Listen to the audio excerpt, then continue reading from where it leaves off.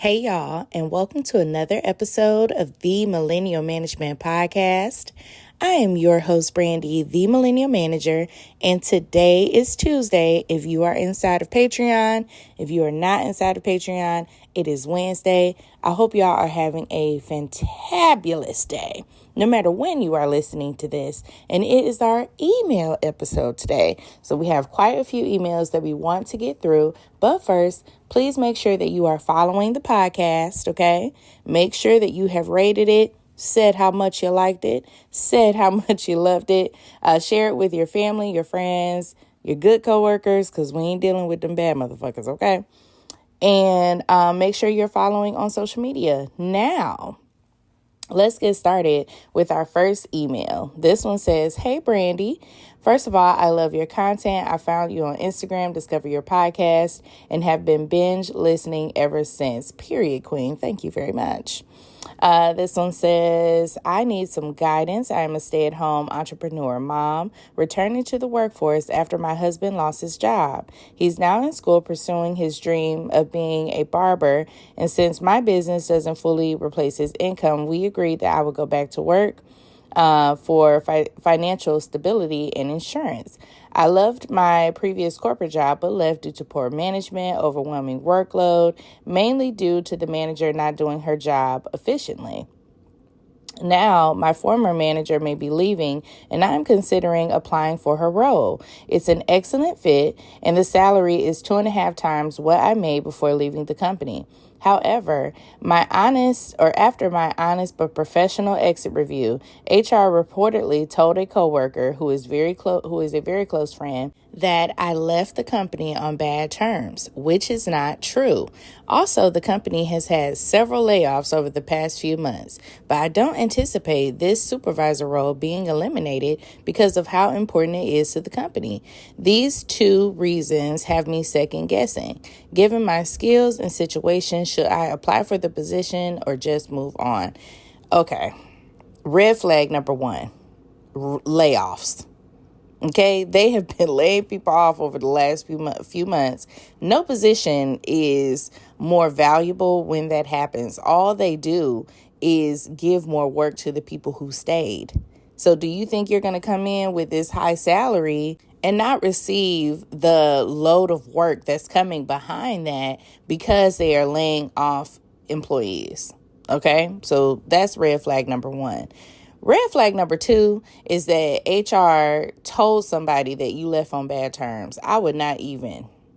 There's no reason to even apply for this job.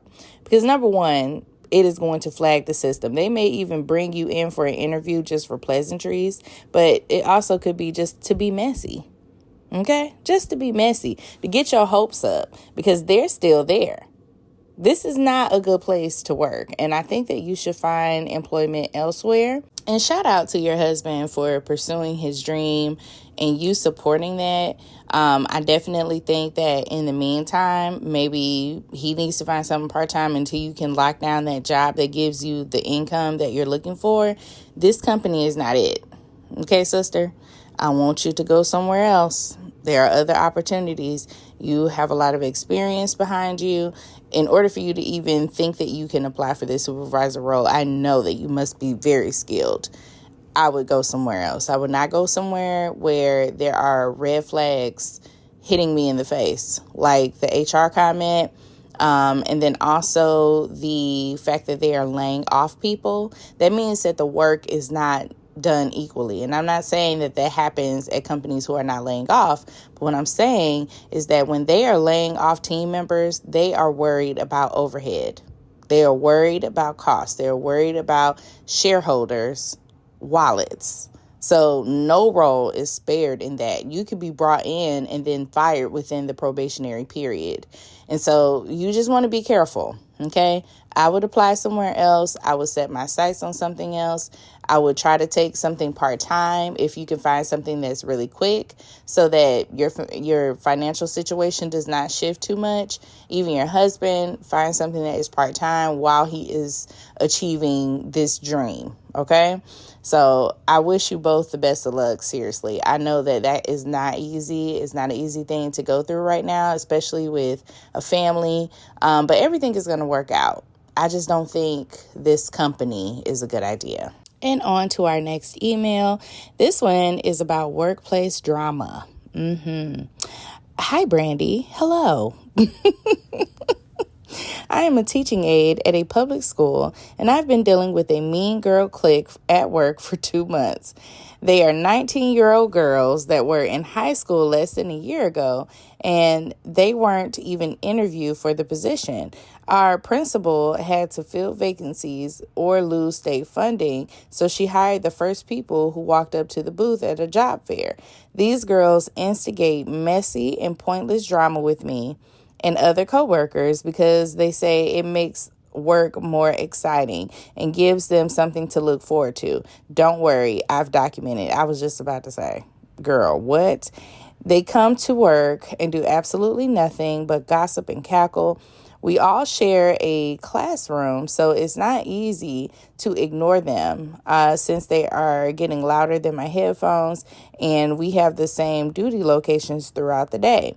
It's really me and my other coworkers helping the students because these girls don't do shit.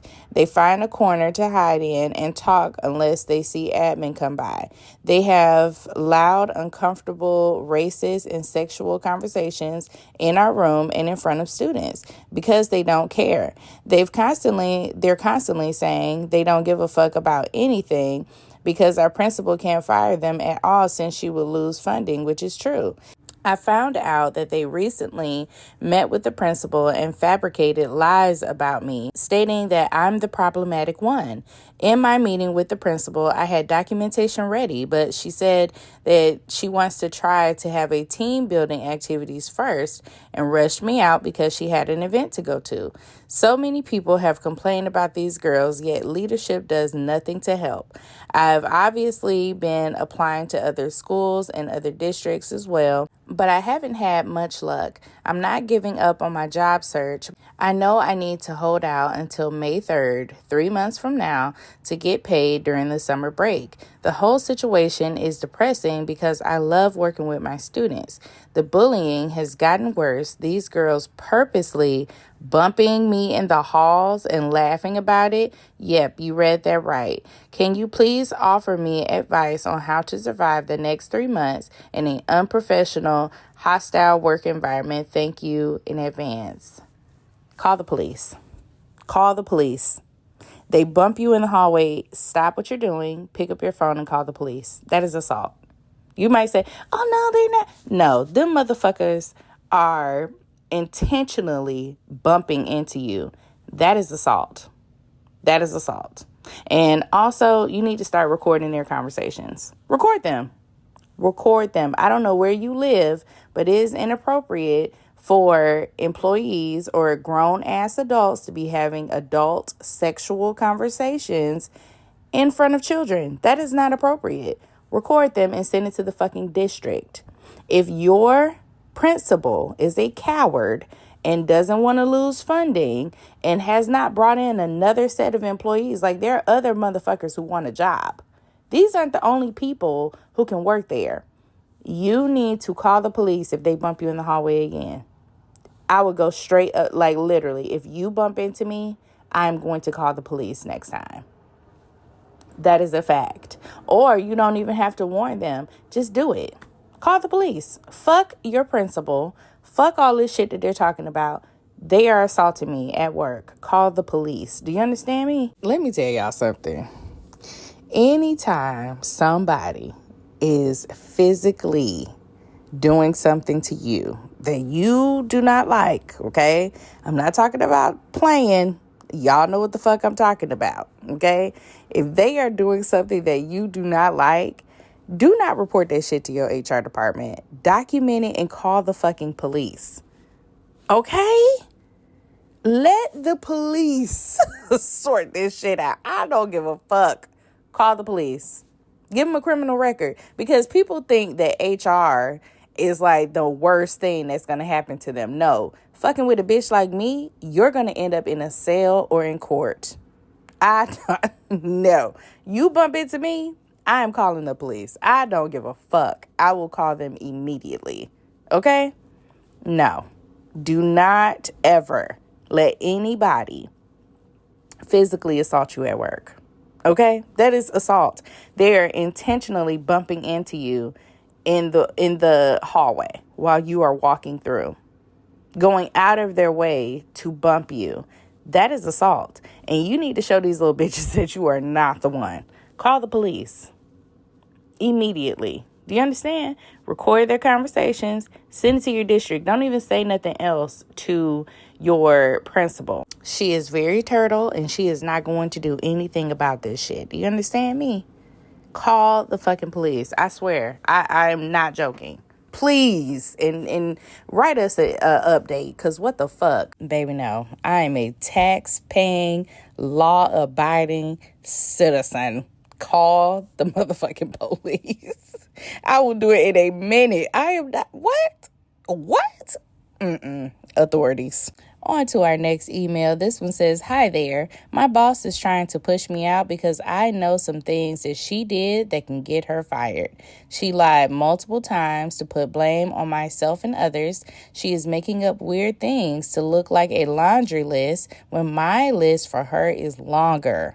Oh my goodness. Should I leave gracefully or let them fire me and give the boss the information? Dear darling." Okay. I hope whatever you got on this effort is written. I hope it is documented well, because you just knowing something does nothing without documentation. So I hope and pray to God that you have written evidence of whatever you are accusing this woman of, because if you go to her boss with knowledge and not documentation, you might as well just go ahead and pack up your desk. Take your ficus with you. Okay? Take the ficus, pull it up, pick it up, put it in a little box, and walk on out the door. Because if you don't have anything to support what you're saying in documentation, this means nothing. That you know something. That just means you know. That's it. It's your word against hers.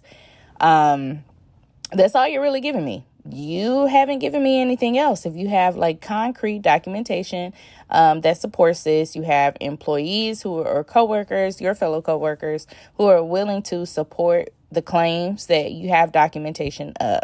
So please make sure before you go up against this woman that you have written documentation to support your claims. Okay? If you do not, you might as well prepare your exit. God bless you.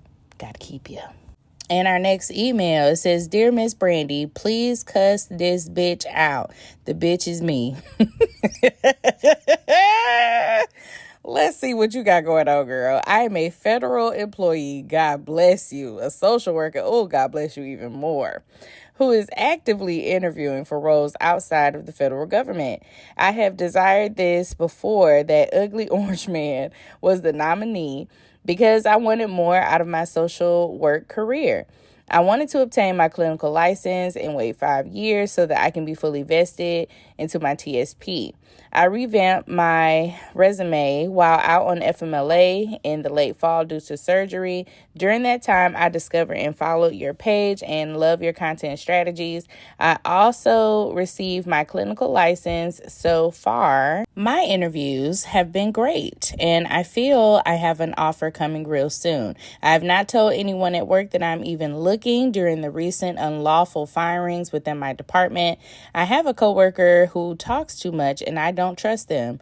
Period. Never, ever. I slightly feel guilty as I hear people say we should resist and not leave. My coworkers are panicking and our admin assistant was wrongfully fired last week. I am ready to go. Money is cool, but I feel like I have to compromise my social work ethics. Promotions will not occur and I will be stuck. Please curse this turtle out anonymously so that nobody knows. I seriously want to thank you for all that you're doing. You're definitely a blessing and appreciated, ma'am. She says she want to go by the fake name, Jane. Jane, if you don't get your ass out this damn off, like, come on now. You know what's coming down the pipeline. Fuck them people. They are grown. They see it too.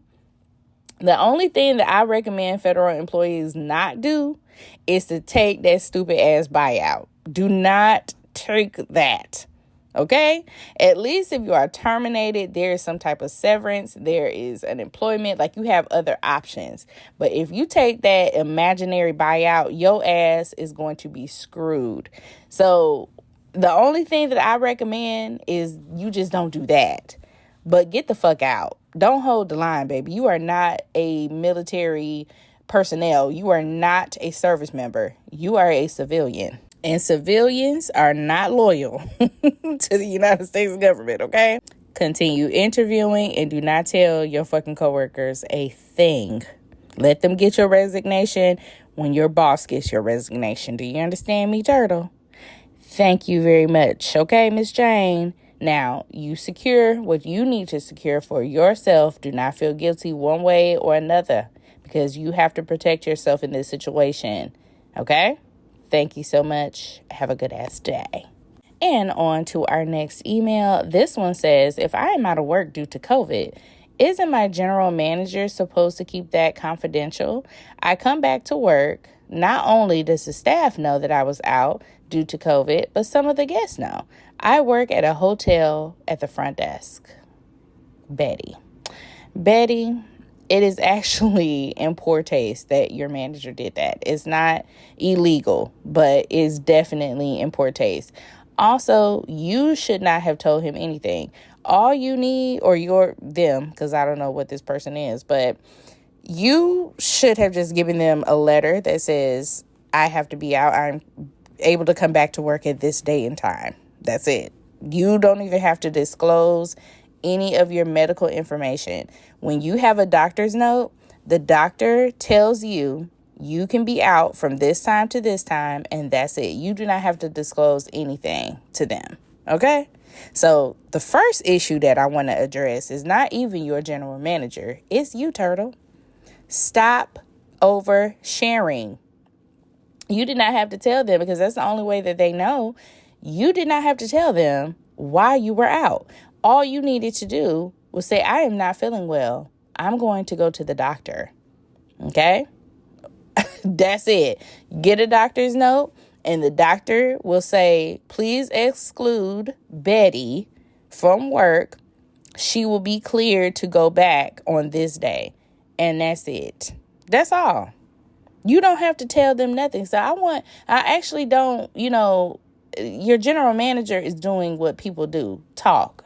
But you, my friend, you started this. I want you to take some accountability for the information going out. And you can't be mad. Yes, they should not have done that. But you, dear heart, shared too much information with this person. All you needed to do is let them know that you're going to be out. Period. The end. Okay?